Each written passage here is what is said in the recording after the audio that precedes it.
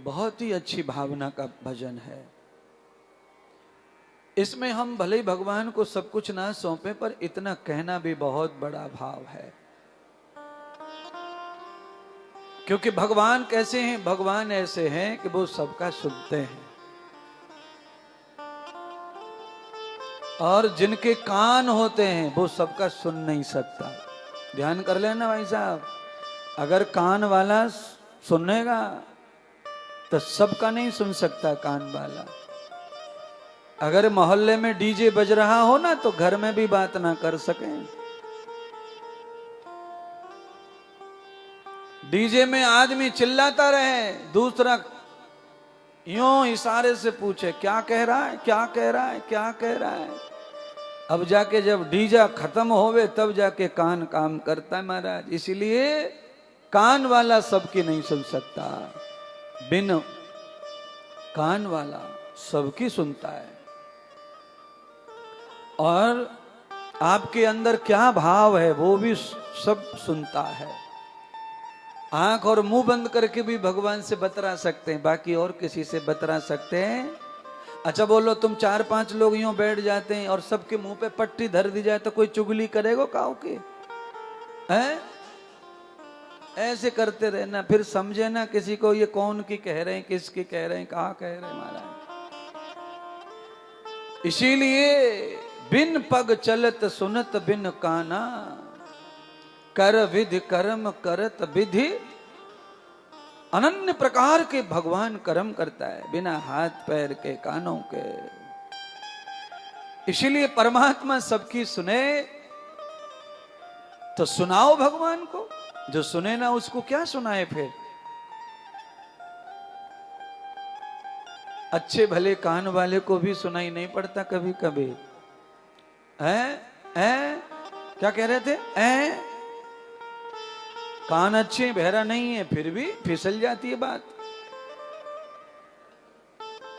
परमात्मा से ये नहीं कहना पड़ता, क्योंकि वो सोचने मात्र से सुन लेते हैं तुम क्या कह रहे हो, तुम चाहते क्या हो कहना, वो भी उन्हें पता चल जाता है।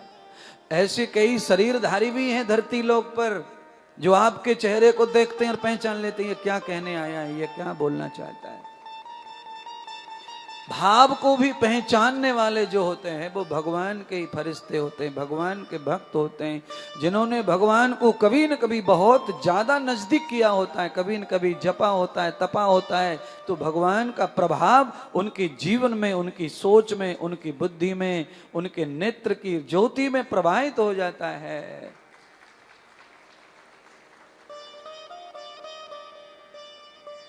निषाद के बाद राम कहां गए? केवट के पास।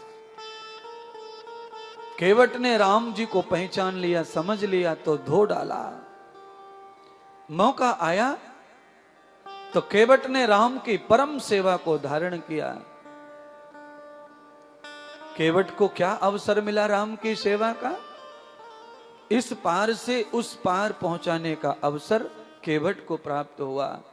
अब देखो केवट का भाग्य, सारी दुनिया को भव पार करने वाले को केवट पार उतार रहा है। केवट को भगवान ने इतना सर चढ़ा लिया, और केवट जब सर चढ़ गया तो भगवान को ही तकलीफ देने लग गया।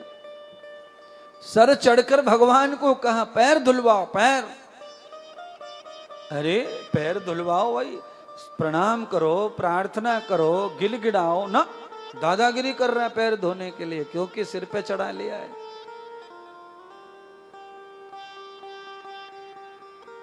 भगवान अपने भक्तों को इस प्रकार भी चढ़ा लेते हैं। केवट ने चरण धोए, नाव में बिठाया और पार भी किया। केवट ने उतराई नहीं ली। गंगा मैया का गीत गा लो, मन कर रो भाई, गंगा मैया पे आए तो है। केवट ने गंगा मैया से प्रार्थना की, मैया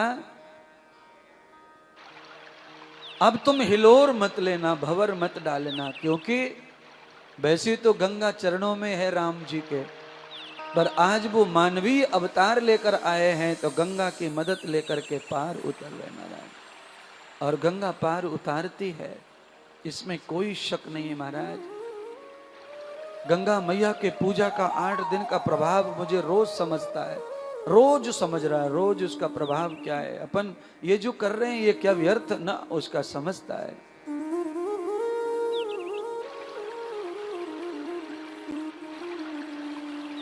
रे गंगा मैया धीरे बहो, ओ मेरी नैया में सीताराम। ओ गंगा मैया धीरे बहो, मेरी नैया में सीताराम। गंगा मैया धीरे बहो, मेरी नैया में सीताराम। गंगा मैया धीरे बहो, मेरी नैया में सीताराम। मेरी नैया में सीताराम, मेरी नैया में सीताराम। मेरी नैया में सीताराम, मेरी नैया में सीताराम। गंगा मैया धीरे बहो, मेरी नैया में सीताराम। गंगा मैया धीरे बहो, मेरी नैया में सीताराम।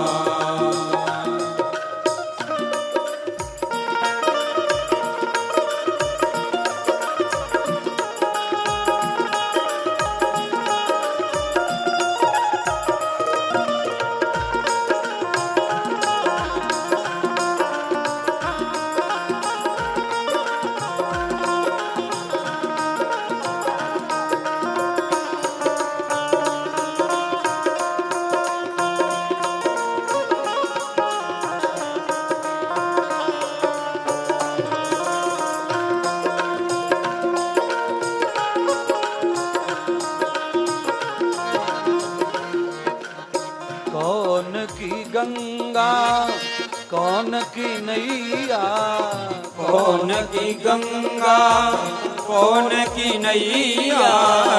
कौन की गंगा कौन की नैया। कौन की गंगा कौन की नैया। हाँ भागीरथ की गंगा केवट की नैया। भागीरथ की गंगा केवट की नैया। ओ मेरी नैया में लक्ष्मण राम, गंगा मैया धीरे बहो, मेरी नैया में लक्ष्मण राम। ओ गंगा मैया धीरे बहो, मेरी नैया में लक्ष्मण राम। ओ गंगा मैया धीरे बहो, मेरी नैया में लक्ष्मण राम। गंगा मैया धीरे बहो।